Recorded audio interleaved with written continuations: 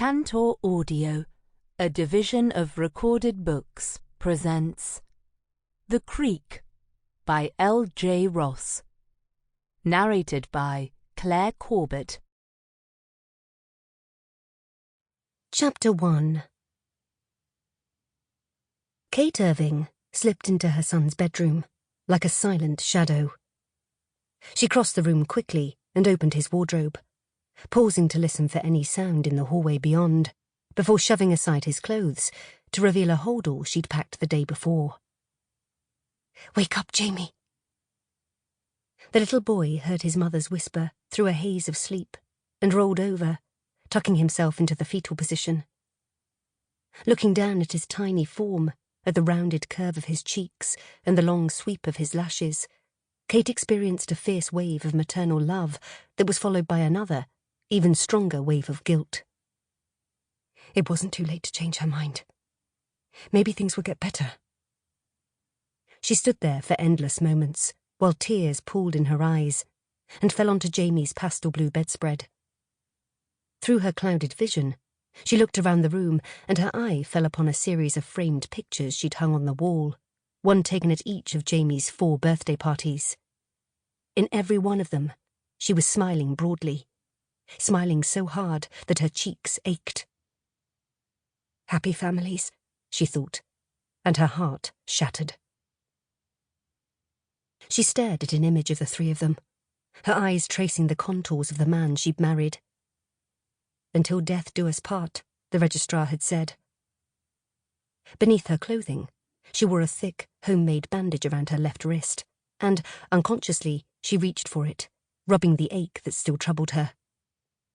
No, she thought. It was already too late. She must stay strong.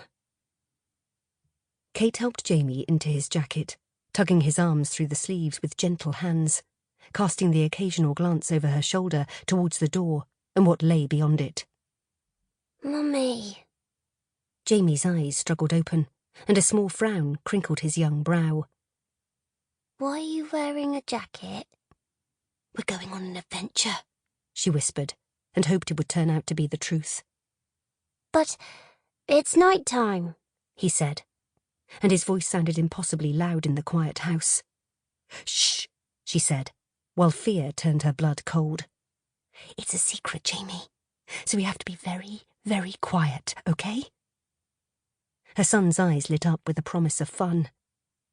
And, for a painful moment, she wondered whether Will had ever looked that way as a boy. "Okay," Jamie agreed in a stage whisper. "We have to be like mice," Kate said, zipping up his jacket before strapping the Velcro on his shoes. "You mean we have to squeak?" She smiled, despite it all. "No, sweetie," she murmured. "I mean we have to be very, very quiet." "Oh," he said, with a hint of disappointment. "Where are we going?" "Somewhere nice." "Will Daddy be there?" Her chest contracted with pain. "Come on," she whispered, tugging him up into her arms so she held him securely against her chest. "Time to go." "But quiet, remember?" Kate grabbed the backpack, which held only the bare necessities, then cocked her ear to the door. Silence. "Shh, Jamie," she whispered, before stepping back out into the darkened hallway. With one final lingering glance towards the door at the very end, she turned and walked slowly and carefully, avoiding any creaking floorboards that could give them away. Her heart hammered against her chest in time with her footsteps, and she felt suddenly light-headed, fearful that she'd collapse or fall down the wide staircase to the hard marble floor below, taking Jamie with her. "I need a wee-wee," her son whispered as they reached the bottom. The front door was tantalizingly close. "You'll have to wait," she told him. "Hold on a little bit longer." "I need it now."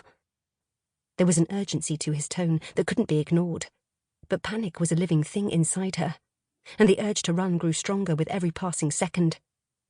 "Quickly," she muttered, and hurried to the nearby cloakroom. "Why can't we put the light on?" Jamie asked, as she helped him out of his onesie, cursing the time it was taking. Because the light activated an extractor fan, and that was noisy, she wanted to say. It's all part of the fun, she told him, and hated herself for telling him yet another lie. Hurry up now, sweetheart. She waited, using a hand towel to wipe the sweat that caked her brow, while her mind conjured up all the things Will would say, all the things he would do if he discovered them. All done, he said, wriggling back into his onesie. Good, she said. Now, Jamie reached for the flush and tugged at it, as he'd been taught to do. A moment later, the sound of gushing water filled the hallway, echoing around the walls of the house. Horrified, stricken by a fresh wave of fear, she reached for the boy and peeped out into the empty hallway. She stood there listening intently and was about to move again when she heard it. Faint, little more than a breath of sound, but instinct told her she was right. A door opening somewhere upstairs. He'd heard them. Her breath came in short and fast gulps now, and she cast wide eyes towards the front door and the freedom that lay beyond it. Go, her mind whispered. Go now. Ma. Kate ran towards the front door, clutching her child against her hip. Her fingers fumbled with the latch, but finally it opened, and she surged outside into the chilly night air, wincing as the security lights blazed all around them. She didn't stop, but kept running towards her car, bundling Jamie into his seat. In her peripheral vision, she saw each of the windows in the house illuminate, one by one. He was looking for them. Kate! Kate! She heard him calling to her inside the house, and knew there was no more time. Having secured Jamie into his car seat, she ran around to the driver's side, ignoring her son's cries of confusion, all pretense of adventure now gone. As she shut the driver's door and reached for the key, she glanced up to see her husband's tall figure framed inside the front door, no more than a dark silhouette. Hyperventilating now, she turned on the engine and jammed the car into gear, watching as Will sprinted barefoot from the house towards them. Kate! He trained his body like an athlete, a man used to speed and endurance, and it took him no time at all to reach them. But she was faster. When he would have thrown himself into the path of her car, she surprised him by reversing in a wide semicircle. It didn't stop him for long. Enraged, he chased her again, and as she looked through the glass windshield into the eyes of the man who'd once said he loved her, Kate knew she'd been right to leave. If she'd stayed, he would have killed her. Resolved, her face a mask of grief and resignation, she accelerated down the long driveway and out of the gate she'd left open in preparation for their flight. This moment had been months in the planning. Maybe years.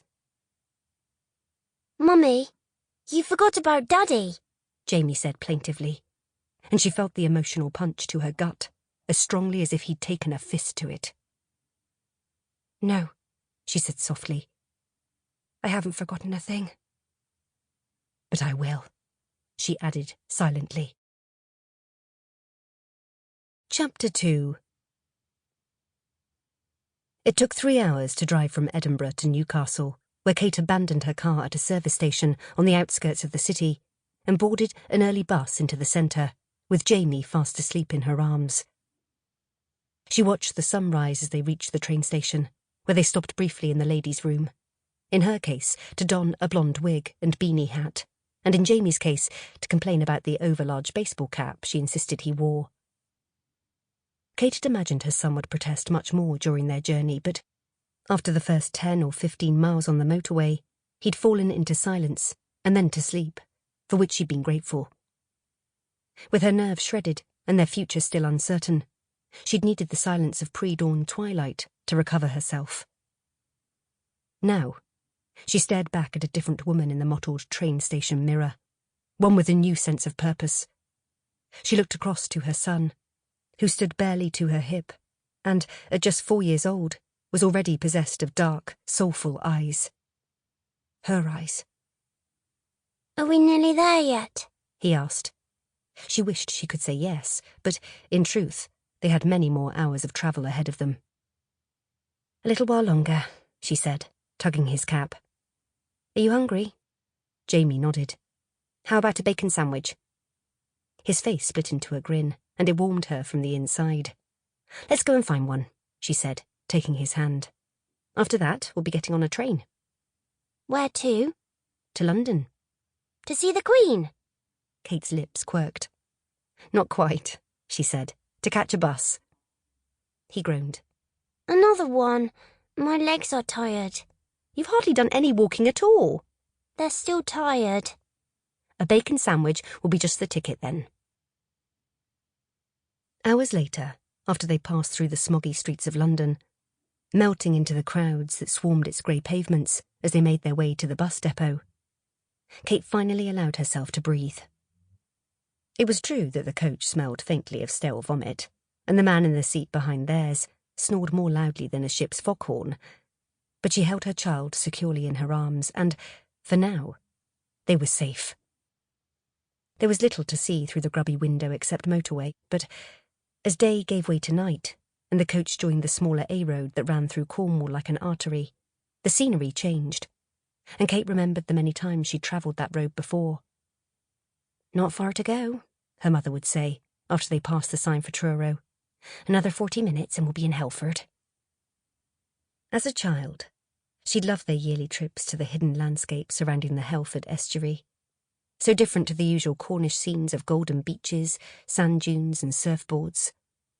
The towns and villages that peppered the creeks and inlets on either side of the estuary were populated by those who loved the river life, where sailing boats were as common as cars, and those who inhabited its lush, verdant hills moved from place to place by water as often as they moved by land. It was a rarefied, secretive world of botanical gardens and grand summer houses, of quaint, pastel-painted fishing cottages and bronzed, bare-footed children trailing their kayaks behind them.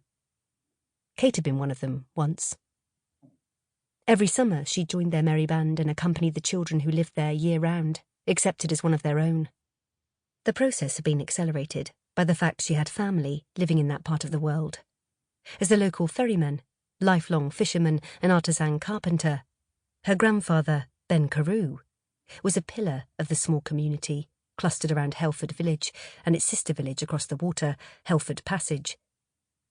At 81, he still motored his little red ferry boat back and forth across the river 364 days of the year, resting only on Christmas Day, which was spent snoozing in front of the fire following a traditional roast lunch and a glass of cider raised in the Queen's honour. It was a simple life, one that had made Ben and his late wife Deborah very happy. They'd raised Kate's mother, Alice, in a stone cottage on the banks of Frenchman's Creek, within walking distance of Helford village, and had considered themselves the most fortunate of families. As time passed and the village children had grown, so Kate had grown with them. Some of her old friends suspected she'd lose interest in their quiet world, especially as she was a city girl all the way from London. But she hadn't. If anything, her love for the water grew stronger as she grew older. Perhaps, if life had turned out differently, she would never have left. If her parents hadn't died. Mummy? Kate's reverie was interrupted by the sleepy sound of Jamie's voice, and she dragged herself back to the present, where a little boy demanded her attention. Yes, she thought. A great many things might never have come to pass, but there was at least one thing she would never regret. I love you, Jamie. Love you too, Mummy, he said, and then added, I'm hungry. Shaking her head, Kate reached for the bag of provisions she'd paid for in cash at the last service stop. Not far to go, she said. Chapter 3. 2 days later. She's back, you know. Nick Pascoe didn't look up from his task of rubbing down an upturned wooden dinghy, his arm flexing in rhythmic circles as he sanded the wood in preparation for resealing. Who? Kate Rice, his friend said, leaning back against the harbour wall to enjoy the late morning sunshine. Course it's Kate Irving now, isn't it? Came in the middle of the night, so they say. Nick's hand stilled briefly before restarting with harder strokes than before. Kate Rice. There was a blast from the past. You remember her, don't you? Pete tagged on, when no reply was forthcoming. Tall and leggy, with long wavy red hair, as I recall. Of course, Nick remembered. If he closed his eyes, He could still see a reed slim girl of 18, with hair the colour of spun gold and deep dark brown eyes he'd almost drowned in. They'd been summertime friends every year, picking up the friendship when her parents came to spend July and August with Kate's grandparents. Until everything changed, and there had been no more lazy summers, and no more friendship, it seemed. As far as he knew, it had been years since Kate had been back to Helford, and he knew Ben Carew must have been deeply hurt by her prolonged absence, though he was far too proud to say as much. Most people thereabouts assumed there'd been some sort of disagreement or estrangement, but they respected the old man too much to ask him about what was, after all, none of their business. All the same, he wondered what had changed to bring Kate back to the neighbourhood. Unable to shake her image from his mind's eye, Nick straightened up, chucked his sanding block into a nearby bucket, and stretched, easing out the kinks in his back. I remember her, he said at length. Finally decided to pay her old grandad a visit after all this time, has she? Seems that way, Pete said. Been keeping herself to herself. Might never have known she was back in the neighbourhood if it weren't for old Fred Lorne having caught sight of her on the road to Frenchman's Creek after midnight. On foot, no less. Says he offered her a lift, but she turned him down flat. Nick frowned. Midnight? I wouldn't ask what Fred was doing on the roads at that hour, because he'd be on his way back from Friday night poker with Cam and Ernie, but what's a young woman doing walking around alone in the dark? Hardly dangerous around these parts, Pete pointed out fairly. The worst we ever see is an occasional underage drinker down at the Ship's Mate. Or maybe a time or two when Bill Hicks forgets himself and does something silly. That's not the point. In any case, she wasn't alone, Pete continued, yawning hugely. Apparently she had a kid with her. Kate was a mother now. After the initial shock, Nick was incensed. What kind of idiot drags a child around country lanes in the middle of the bloody night? He raged. Anything could have happened. Pete risked a glance at his friend, smiled privately, and then closed his eyes again. She's staying with her grandfather, so maybe you should pay them a visit and find out the answer for yourself. The hell he would, Nick thought. After Kate had left for good, he'd made a fool of himself, writing letters to her uncle's house in London, where she'd gone to live after the funeral. Letters, for God's sake. Long rambling pages about how much he missed her, how they were all thinking of her, how he was thinking of her. And for what? She'd never once bothered to reply. Where's her man? He found himself asking. I thought she married that bloke from the telly, the one who plays a baddie in that northeast crime drama. Yeah, the hacker, Pete said. Good bit of drama, that. Will Irving's the name of the actor. Don't know where he is, probably on some film set or another. Nick pulled a face and folded his arms across his chest. The only reason he'd known about Kate's marriage had been thanks to a double-page spread in a glossy magazine, which had sent the local busybodies into a feeding frenzy for a while. For his part, he'd never imagined Kate would get married so young, or to an actor. I guess they've been too busy and important to check in with Ben, he said, not bothering to conceal his contempt. The man's 81, and deserves to have some family around him, especially after losing his wife and child. Kate was all he had left of them. Aye, it was a shame that, Pete said somberly. Ben's wife was a good soul, and I was sorry for Kate when she lost her parents too. It's a lot for one family to bear. Nick turned to look out across the water, which shimmered like molten silver in the morning sunlight, and raised a hand to shield his eyes from its glare.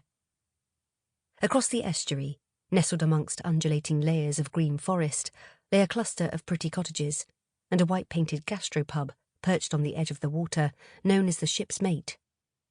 Its owner, Joanne, had given Nick his first job, pulling pints, and Kate had worked there for a couple of summers too, alongside Joanne's daughter, Lucy. During their break times, the three of them had often perched on the harbour wall to watch the sailing boats come and go, munching on a sandwich while they talked or, in Kate's case, while she painted. Her dream had been to go to art school, and he'd indulged her time and again as she'd sketched his face, trying to capture its changing expression. He remembered Kate had been sketching when the bad news had come, her hand flying across the page as she spotted a swan gliding on the water below. He remembered the expression on her face, focused and lovely, just as he remembered the light in her eyes dying when the death knell had sounded. "Kate, there's been an accident," Joanne had said, rushing out from the pub. "You need to go home to your grandfather now. Nick, walk with her." "What? Why? What's happened?" "Kate," Joanne's voice had trembled. "It's your parents." Lost in thought, his mind far away in the past, Nick heard the chug of a boat's engine and realised belatedly that it was Ben's ferryboat coming into shore. His eyes scanned the water and saw that, rather than Ben, it was Danny, one of his part-time helpers, who steered the rudder and guided the boat towards the floating pontoon. Soon enough, he brought it neatly alongside, before securing the line so his passengers could disembark. Nick watched them without much interest, counting one family with a toddler and an older child, another couple with their dog, a woman with a walker's backpack, and then, a tall, slim woman with red hair that shone like the sun. She gave Danny a quick, shy smile of thanks, and then reached for a dark-haired little boy who stood by her side. Without realising it, Nick began to walk across the sandy beach, pulled towards her despite all that had gone before. He waited on the sand, watching the way her body moved gracefully along the bobbing pontoon, noting the quick, furtive glances she gave to either side and the tight hold she kept on her son's hand. She didn't notice him at first. Then, her eyes locked with his, and time simply fell away.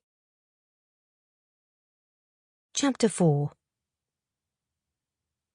A salty breeze whipped Kate's hair across her face, briefly obscuring her view of the glistening water that spread out across the channel, separating each side of the estuary. It had taken 2 days for her to pluck up the courage to leave her grandfather's house, but, thanks to his nonchalant mention of a beach where ice creams, buckets and spades could be found, Jamie had no longer taken no for an answer, and his enthusiasm had propelled them both from the house and down to the ferryboat landing. So it was that she found herself on her grandfather's boat, albeit crewed by a young man named Danny, while he went off for his annual MOT at the doctor's surgery. "Just checking my ticker's still ticking," he'd said, with a wink for Jamie. It had been a shock to find her grandfather so much older than she remembered, but nobody could stay the hand of time, and the guilt she felt at not having been able to visit him sooner was another weight to add to her already laden heart. "If you ever think of leaving me, Kate, remember that I'll find you. There isn't anywhere you could run to, anywhere you could hide. You know that, don't you? I don't want to hurt you.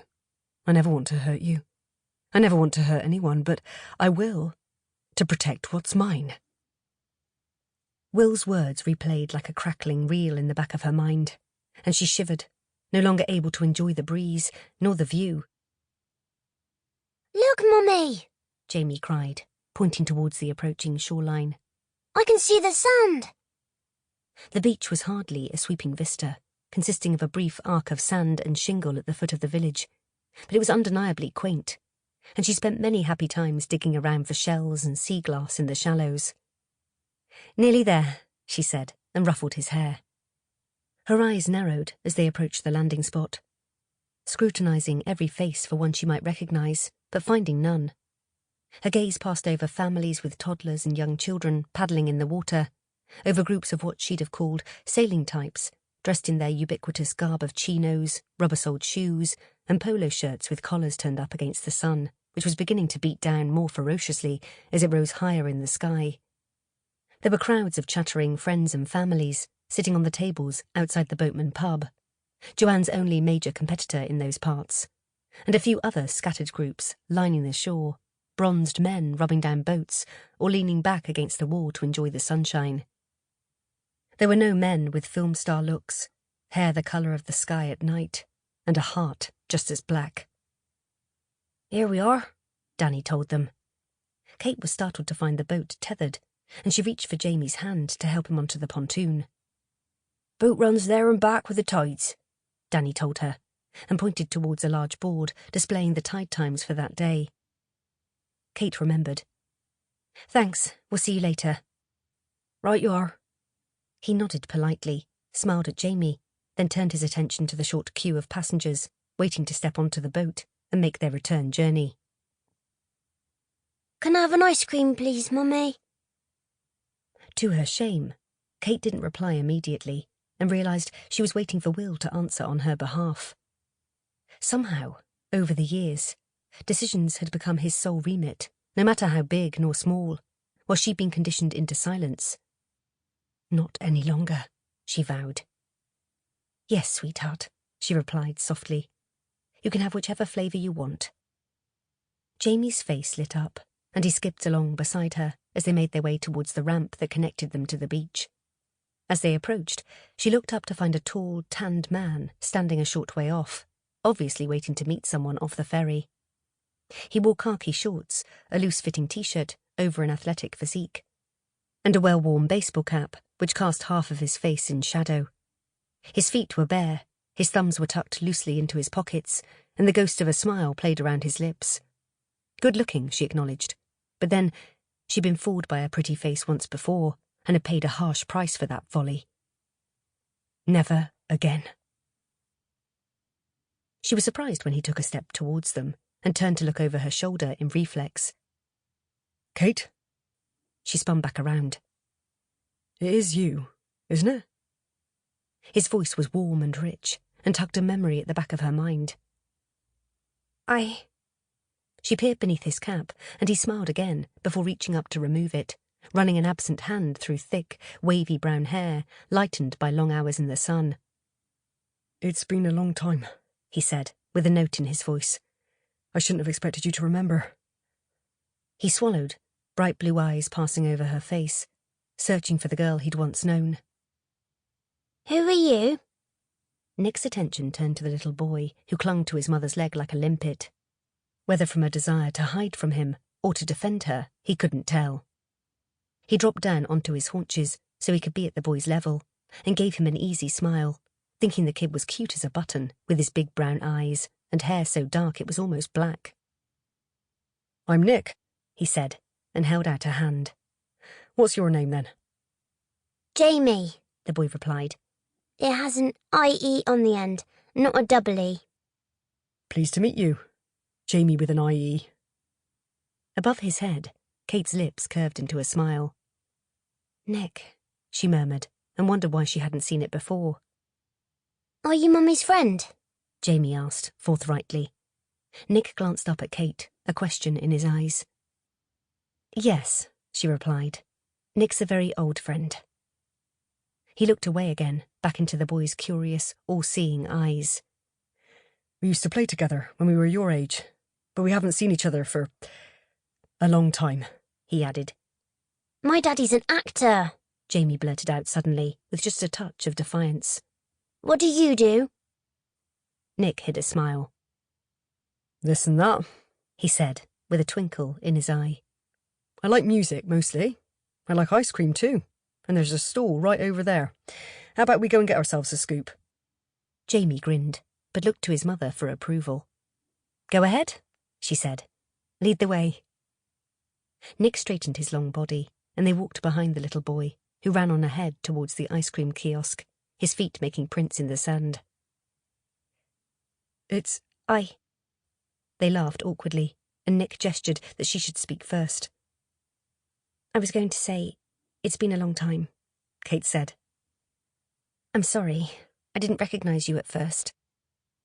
Nick thought back to the last time they'd seen one another, when he'd been a gangly youth of 20 with floppy hair and a penchant for Nirvana. He still had the floppy hair and an appreciation for Kurt Cobain's music, but the rest of him had probably filled out a bit, and there were a few more lines around his eyes than there'd been before. I've changed a fair bit, he admitted. We've all changed, she said distantly. Nick thought the biggest change he could find in the woman standing beside him was more subtle than mere skin and bone.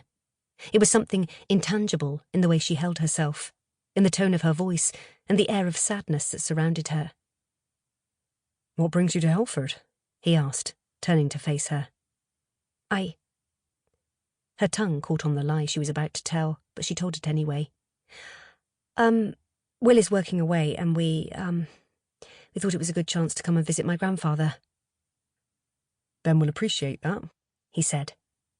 Kate stole another glance at his face, which was bland and unreadable. I know it's been a long time, she said. Sample complete. Ready to continue?